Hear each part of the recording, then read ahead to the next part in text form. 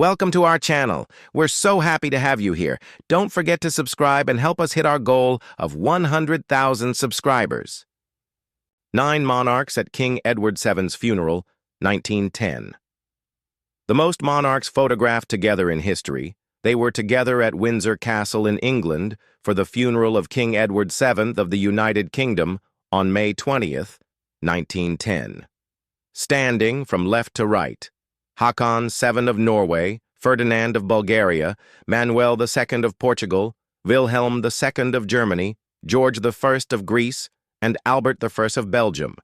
Seated from left to right, Alfonso XIII of Spain, George V of the United Kingdom, and Frederick VIII of Denmark. Citizens of Antwerp, Belgium on Armistice Day, 1918.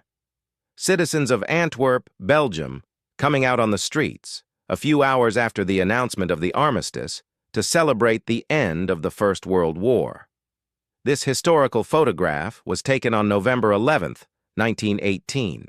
Train wreck at Montparnasse Station, 1895. The train wreck at Montparnasse Station in Paris, France on or near the 22nd of October, 1895. The first time in history the moon was photographed, 1840. The first detailed photograph of the moon, taken by John W. Draper from the rooftop observatory at New York University on the 26th March, 1840. The first time in history the moon was photographed, 1840.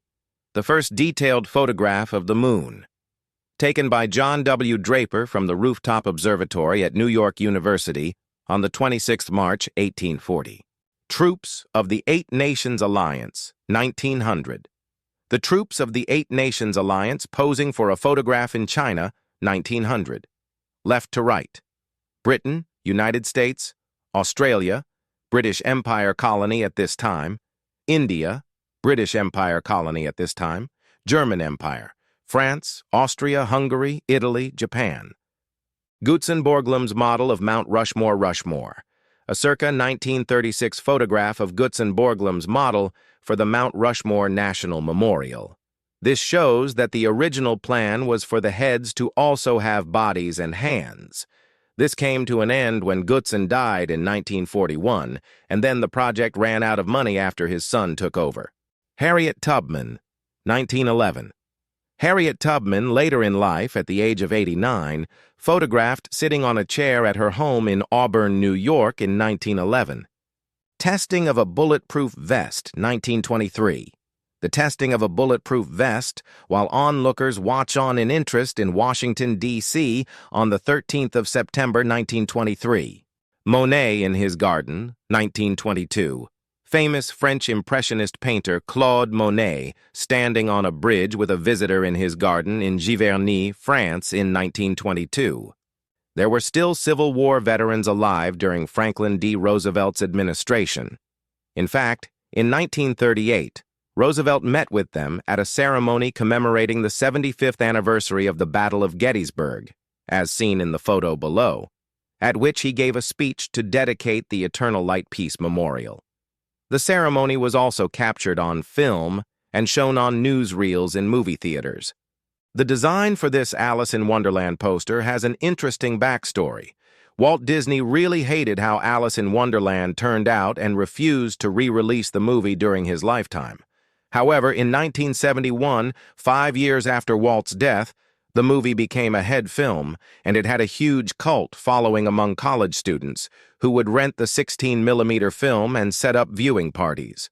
The movie's renewed popularity convinced Disney to re-release the film in 1974, where they really leaned into the psychedelic side of it in the re-release poster and even used Jefferson Airplane's White Rabbit in the radio ads for it. During World War II, Walt Disney Studios was brought into the war effort by helping create propaganda for the home front. This included art for posters, films, and cartoon shorts.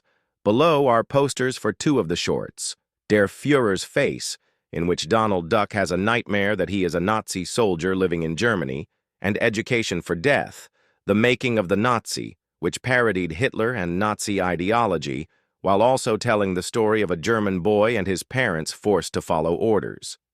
Taken in 1839 by Robert Cornelius, this self-portrait is considered the first selfie. It is also the first portrait of a person, though it's not the first photo with a person in it.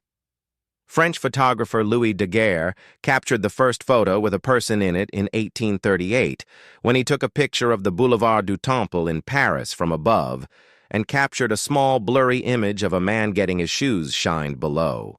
When it first opened in 1922, the Hollywood Bowl, as seen in the photo below, did not have its trademark dome shell. The first shell wouldn't be installed until 4 years later in 1926. Also, the name Hollywood Bowl has nothing to do with the shell. It's called that because of the bowl-shaped hill area it's in.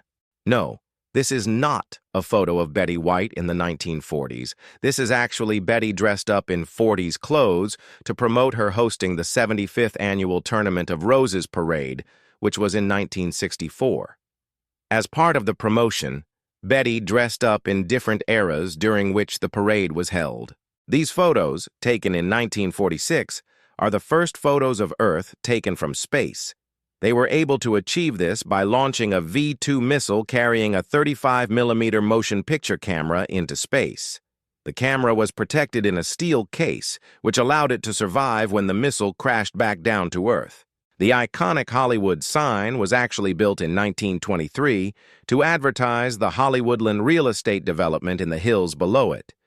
The sign was originally only supposed to be up for 18 months, but it became a visual symbol of Los Angeles. Throughout most of the golden age of Hollywood, the Hollywood sign read Hollywoodland, with the land part only being removed in 1949. This is a photo of the real-life Christopher Robin. Yes, his name is Christopher Robin. And Winnie the Pooh, named Winnie after a bear Christopher saw in the London Zoo.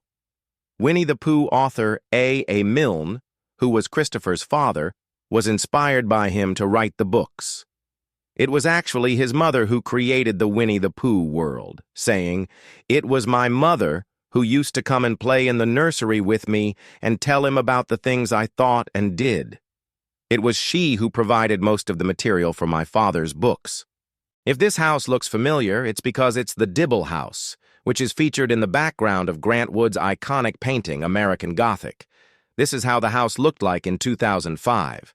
However, since then, the Iowa house has been repaired and looks just as it did in the 1930 painting. You can actually visit and tour it.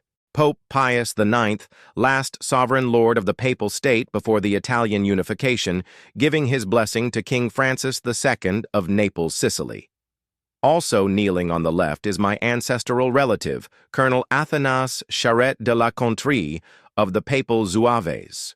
On September 3, 1967, Sweden made a shift from driving on the left side of the road to driving on the right.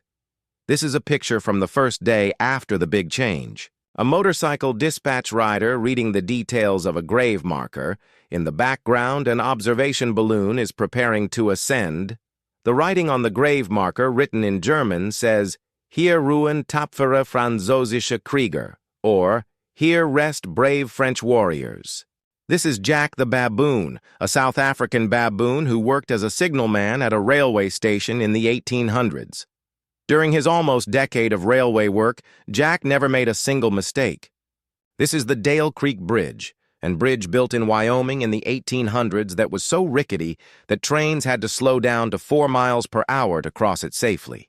In 1903, Edward Llewellyn, Left, made history by breaking the world record and catching the biggest sea bass ever caught off the coast of Catalina Island. This is the check for $7.2 million issued August 1, 1868, that the U.S. sent to Russia for the purchase of Alaska. The Great San Francisco earthquake of 1906 was the deadliest earthquake in U.S. history, resulting in the deaths of over 3,000 people.